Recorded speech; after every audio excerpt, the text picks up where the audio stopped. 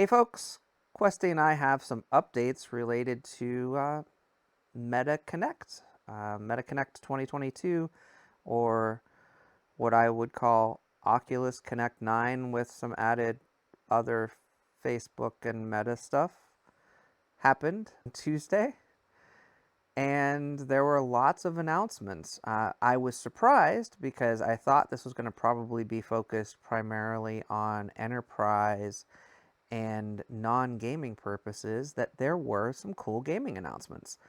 The first, and I consider probably biggest, was that Marvel's Iron Man VR is coming to the Quest 2 and Quest Pro platform on November 3rd, and that the studio behind Marvel's Iron Man VR and Resident Evil 4 VR, the folks that did the port, Camouflage, are now an Oculus studio. So that's a pretty exciting announcement. I had no idea that was coming, and Camouflage has made some great titles in VR already. I'm really looking forward to playing Iron Man VR on Quest after playing it on the PSVR last year. So that's a cool announcement and one that I had no idea was coming. Up next was Among Us VR, which now has a release date. It is November 10th, so November's already lining up a title a week for the first 2 weeks. Maybe we'll get more after that.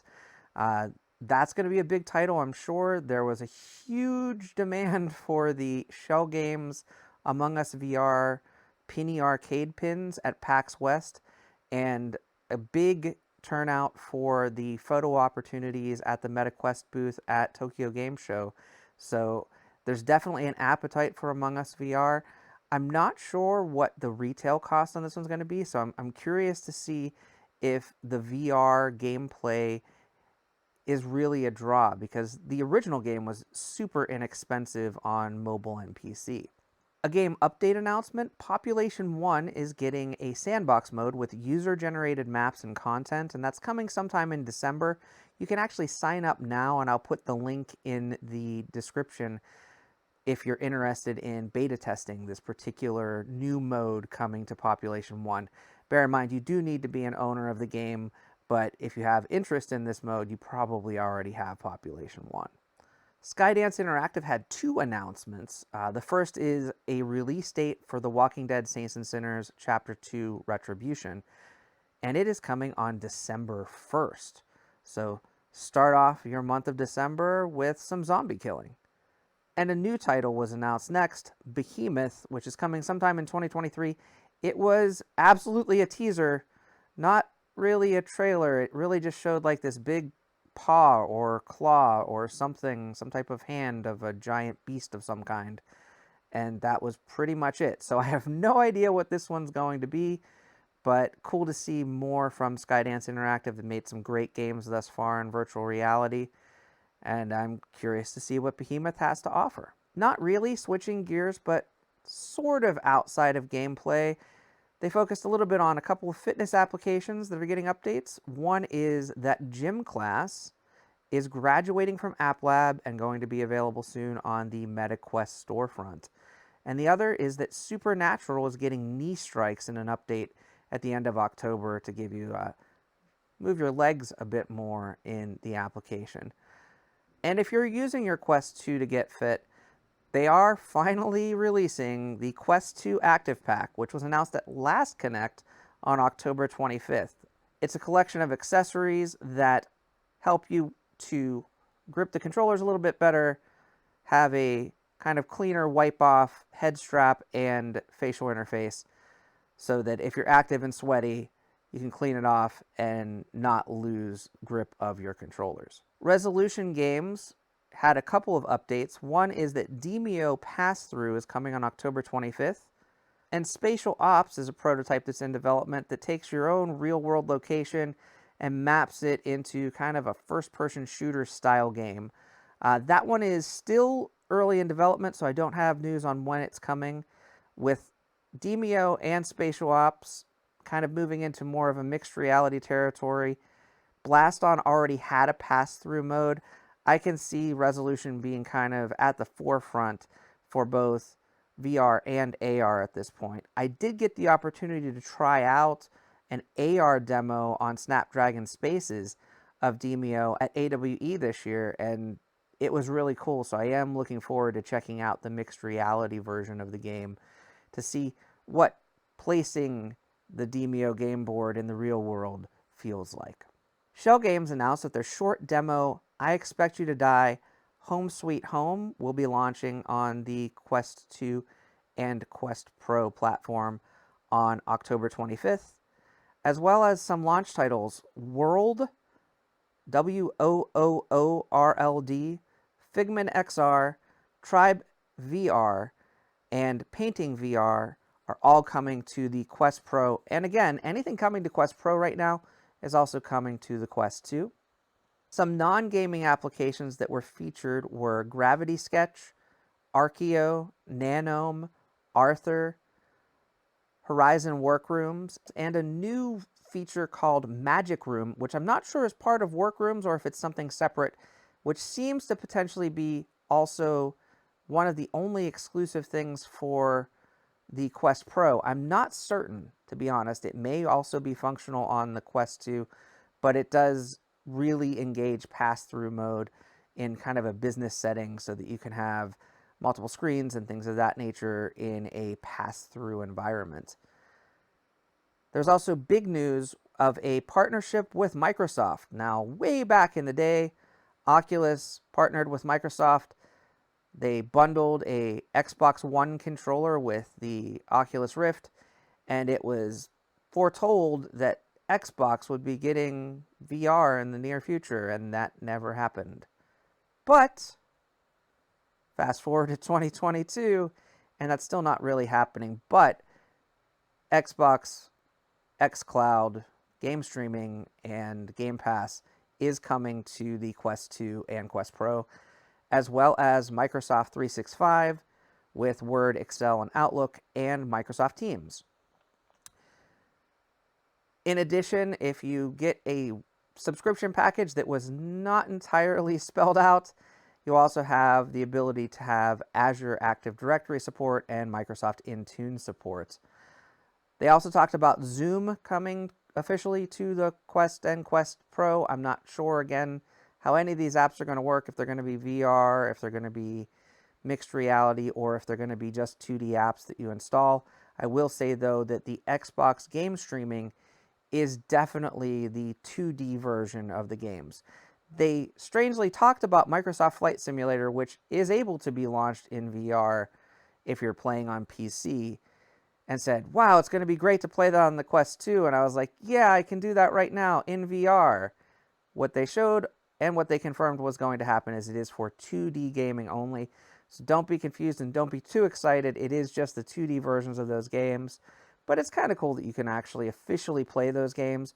I will say you could sideload or use the Oculus browser, I believe, to play Xbox game streaming in the past. So it's not really that groundbreaking of an announcement, but cool to have official support coming to the Quest platform. Earlier this week, there was kind of an oopsie leak from the Metaspark AR Studio team, who showed some Quest Pro footage using Spark Player. They did officially announce at Connect that Metaspark Spark Player is going to be a title that you can use with the Quest 2 and Quest Pro to help you test out things that you build in Spark AR Studio. There were many announcements related to Horizon Worlds, which I was excited for because people have been dissing Horizon Worlds left and right. I've kind of enjoyed a couple of the worlds. One of the ones that was highlighted multiple times was the Nope World. Probably my favorite thing that I have experienced in Horizon Worlds. Outside of, there was also a poetry garden, which was also very cool. You can look back at some of my previous videos to see those. Enhanced features include having the ability to use and integrate the way that you build things in Crata, which is a PC platform that Meta acquired, and integrate that into Horizon Worlds. So you no longer have to build directly within Horizon Worlds. This is going to open up things like being able to pull assets from Sketchfab or Blender, or use Adobe 3D Substance Modeler or other programs to build 3D assets and integrate those into your own personal Horizon worlds or worlds that you share with the public. So I feel like you're going to get much better quality worlds outside of the stock assets and stock tools that you have to use, that you're kind of confined to right now within Horizon worlds. And I'm excited to see what people build with this new expanded technology, because it's much more sophisticated and much more flexible for you to build with using script and using code, rather than just the very cumbersome feeling, at least to me, build tools that were built into Horizon Worlds. So I'm super excited to see what people build with that and maybe learn a little bit about how to do that myself. In addition, they did showcase some preview of potential, I would say, new avatars. They were clearly custom avatars for the folks that were speaking. The important to many legs coming to the avatars in Horizon Worlds first, and then potentially to other applications in the future. A Horizon Worlds for web client, which will make it so that you do not have to have a VR headset or AR device or whatever in the future they're going to have to access Horizon Worlds and interact with others. I am curious because Horizon Worlds right now is only available in select countries: the United States, Canada, the UK, Ireland, France, and Spain, I believe, are the only locations in the world right now.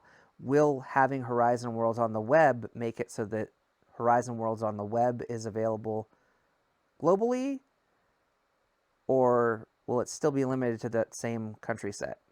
That question was not answered as part of the presentation, but having another platform for Horizon Worlds, hopefully more available, maybe expanding out Horizon Worlds in VR as well, would be great, so that some of my friends in other countries can experience it with me. That would be super cool. But we're going to have to wait and see what happens. It was cool to see that web client, which means you'll be able to use it on your phone, your computer, anywhere else you have a web browser, is coming. They didn't give a date, but hopefully it's soon. And the final piece that I wanted to speak on, not the final piece that they talked about for Horizon Worlds, but this is kind of just a highlight reel, was e-commerce coming for virtual goods. I know that's already sort of in place, but they did showcase a little bit about, some fashion goods and things of that nature that you'll be able to select in an avatar storefront in the near future. So possibilities also for creators to make a little bit of money based on what they develop as digital goods. A very brief update for Ray-Ban Stories. I actually have a pair of Ray-Ban Stories, and I usually use them for music listening, not so much for photo capture and video capture. When I do unboxing videos, sometimes I do use the onboard cameras on the glasses, though, because it's much easier than trying to fit a camera over the boxes. I will say that one of the features that they updated with today, Spotify Tap, is probably going to make some of that music play easier, actually. And they also added the ability to make calls and texts directly from the Ray-Ban Stories using the phone number and phone that you're tethered to. A little bit of future speak. They talked about the next Ray-Ban Stories, I guess, being a portal to that M word I don't usually use. No clarity. That was the only sentence that was given. They did say that it is going to be something different than the Project Nazare that was announced last year at Connect. They didn't elaborate any further on Project Nazare either, so I don't know if that's abandoned or if that's still coming in the future. Mark, again, changed campuses, went into a lab, talked to Dr. Michael Abrash a bit about EMG prototypes, using a wrist-based EMG device to, without even really moving your hand, control things using your mind. Kind of scary, but definitely something that has been in development that could be a future controller interface. Whether that be a mouse that you click with your mind, or whether that be something that you use as an actual game controller or what have you, it's really unclear to me what the full capabilities of something like this are, but it's exciting to see this type of technology advancing where it's not an invasive technology like something like a Neuralink or something like that. They also showed off some 3D scanning technology where I could scan Questy here and import them into my own virtual worlds or any other object, really. They used a cell phone for this. I don't know if this is a program that they are building at Meta, or if it's just an example because those types of 3D scanning programs already exist. Not a lot of clarity, just kind of future speak in that case as well. They showed off a photorealistic codec avatar of Mark Zuckerberg. He said, oh yeah, these take a long time to build, and then they unveiled instant avatars, which is still kind of photorealistic, but a little bit more simplistic, that only takes a few hours to develop from some quick scans from a phone as well. In the Developer State of the Union, they talked a little bit about successes within the Quest ecosystem, both on App Lab and on the Quest Store. I'm not going to go into detail on those. There was a lot of number crunching, but they did also talk about expanding the Quest platform beyond gaming in 4 distinct categories: work and productivity, creator tools, fitness, wellness, and sports, and learning and exploration. And finally, the big news of the day was the announcement officially of the Metaquest Pro, which is the first entry in a high-end line of devices that is geared toward both virtual reality and what they call mixed reality, but I call augmented reality, at least typically, because you're blending the real world with virtual objects, and that's typically called augmented reality. But for some reason, people are calling that mixed reality now. Either way, the Metaquest Pro was previously known as Project Cambria. It was announced last year, and it retails for $1,499.99 US and will be available for purchase on October 25th. You can pre-order it now. Here in the United States, you can also pre-order it from Best Buy and in the near future from Amazon as well. In the UK, you can pre-order from Argos and Currys, and in France, you can pre-order from FNAC and Bollinger. The package includes the headset itself, the updated Metaquest Touch Pro controllers, which no longer have those LED rings and have 3 cameras on them to track the position. So they are no longer limited to occlusion like the Quest 2 controllers, and they've mentioned they are for 360-degree tracking. I don't know what 360 degrees mean, but I do want to preface, from early user reports, it's been confirmed that this headset itself has a battery life of around 1 to 2 hours, and the controllers, it sounds like, also have a battery life of around 2 to potentially 8 hours. So these are not like the Quest 2 controllers where they will last for 80 or 90 hours on a single charge. They are also not battery powered, where you can remove the battery and charge the battery separately and replace the battery. You have to actually put them on a charging pad that comes with the Quest Pro, and it seems kind of strange to me. If you have a 1 to 2 hour battery life for what's considered a business or productivity or enterprise use headset that can also be used for gaming, that has eye tracking and facial expressions and all of these things that are cutting edge and new, that 1 to 2 hour battery life is going to really diminish the use of the device itself. It does not have any type of fast charging capability from what I understand. It takes 1 to 2 hours to charge the headset and the controllers as well. It's kind of a strange deal. I'm not sure how that's going to work out. I don't really know how I will use this device in the future. I will say, though, it seems like, based on the productivity and enterprise applications I've been sampling on the Quest 2 recently, this headset will definitely be great for things like whiteboarding for Horizon Workrooms, or building 3D assets using things like Adobe Substance 3D Modeler or Gravity Sketch.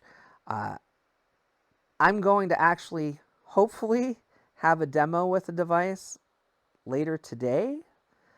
That's strange to say because I made an appointment with the Meta Store, which is local to me, through Facebook Messenger,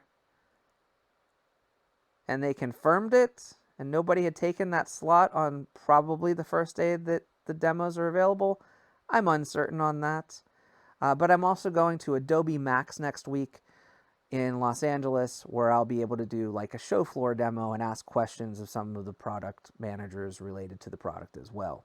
The Quest Pro has a Qualcomm Snapdragon XR2 Plus chip, which is slightly more advanced, but still the same generation to the XR2 that is in the Quest 2. They did mention that it will run at 50% more power than the Quest 2 with better thermals and better performance. It's going to have 12 gigabytes of RAM, 256 gigabytes of storage, and 10 camera sensors, 5 inside the headset for eye and facial tracking, and 5 on the outside of the headset to track the environment. One of the things that was previously leaked related to this headset was having a depth sensor. There is no depth sensor in the final device. It's unknown if there was ever one in the prototypes or anything of that nature, but as of this moment, the official specs do not have any type of depth sensor. They did switch out the optics. No longer will they have the Fresnel lenses that have been on a lot of VR headsets over the past 7 or 8 years. Now the new Quest Pro is going to have pancake lenses similar to what you see on the Pico 4 and potentially other upcoming headsets as well. Another feature I thought was interesting is Meta is using a local dimming technology, which sounded similar to something that's available on the Magic Leap 2, so that you can get richer colors and like more vivid blacks and things of that nature, which compensates for the fact that it is using 2 LCD displays. Getting rich blacks with an LCD is kind of tricky, so using that local dimming technology should make those colors more vivid, pop out, and make the black richer and more vibrant. Some more statistics straight from Meta. The Quest Pro has 37% more pixels per inch and 10% greater pixels per degree than the Quest 2. Based on John Carmack's unscripted session at the end of Connect, it sounds like that actually impacts foveated rendering, because using foveated rendering with this type of panel with pancake lenses may actually blur pixels that would be unintended. So foveated rendering may not be a huge factor with this particular device. I've also heard that it only runs at 72 Hz and 90 Hz. The Quest 2 at this point now also officially supports 120 Hz. No word if the Quest Pro will also eventually support 120 Hz. There is a 25% improvement in full field visual sharpness. That's probably attributed to the pancake lenses, because otherwise you've got kind of Fresnel swirls around your eyes. And a 50% improvement in the peripheral region with a 1.3 times larger color gamut than the Quest 2. Quest Pro has full color pass-through. It's using the external cameras to use a black and white projection and then colorize it with a color camera. They're saying this should allow for more robust mixed reality experiences.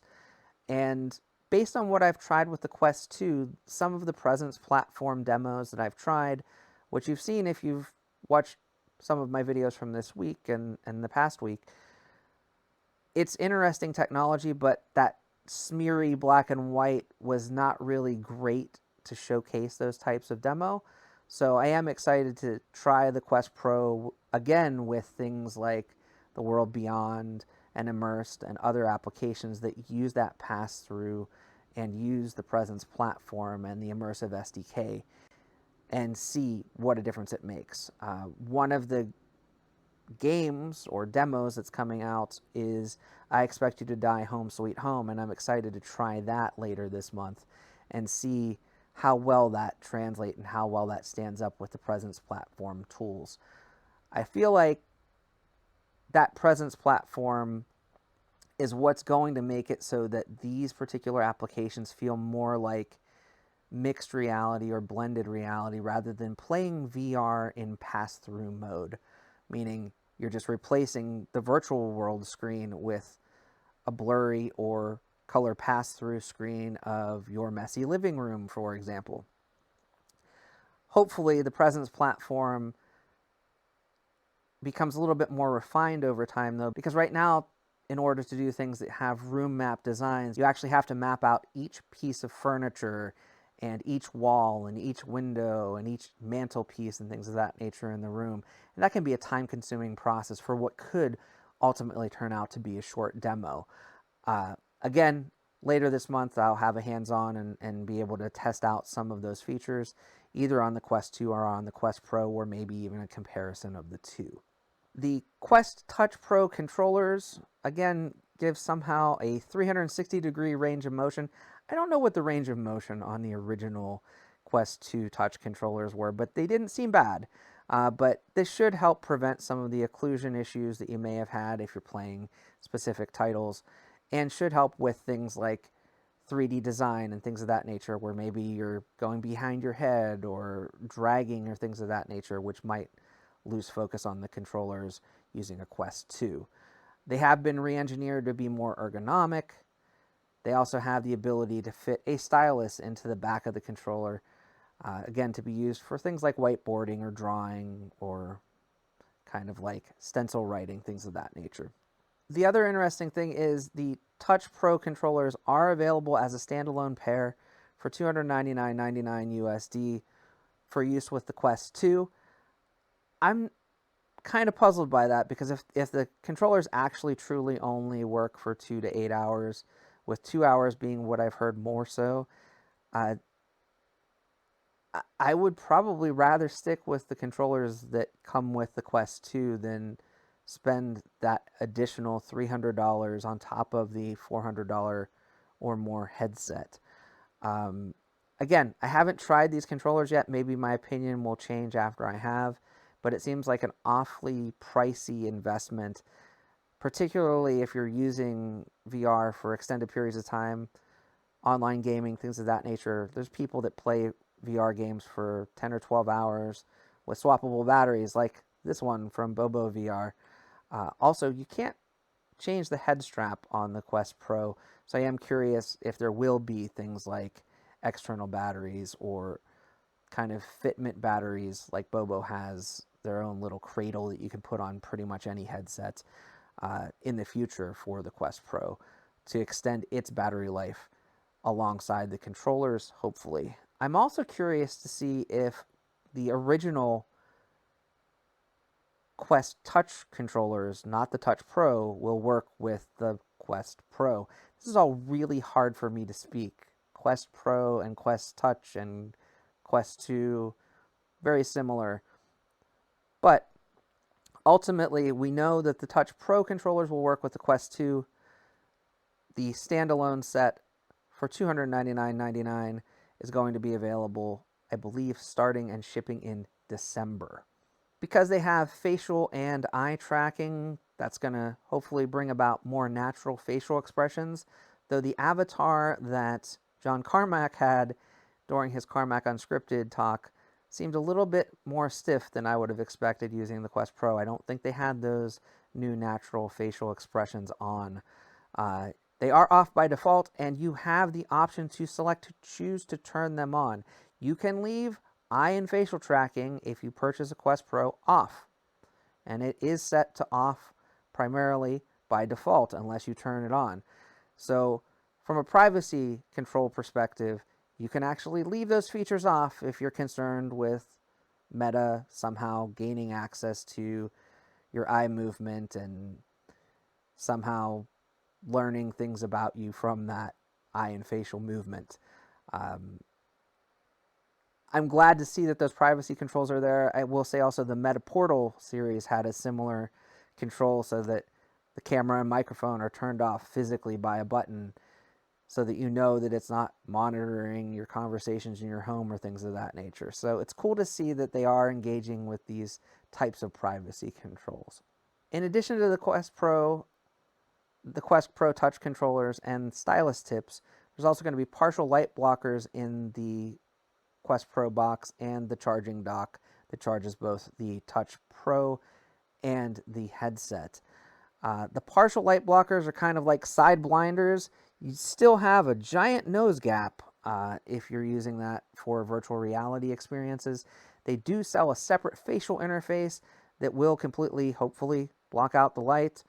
That facial interface, I believe, retails for around $50. There's also a separate compact charging dock that is intended for travel, where it plugs into the USB-C spot on the headset, and then the controllers fit onto kind of this smaller little dial for charging. That's going to retail for $80 US. There's a accessory set of Quest Pro VR headphones. I'm not sure how these are different from the Quest 2 headphones, but they will be retailing for $49.99. And the Quest Pro carry case, which actually looked really cool to me, developed by Incase. It's kind of a like slim fit case compared to the Quest and Quest 2 cases, so I'm like a little jealous, and hopefully I can get one of these. It's going to be $119.95 US.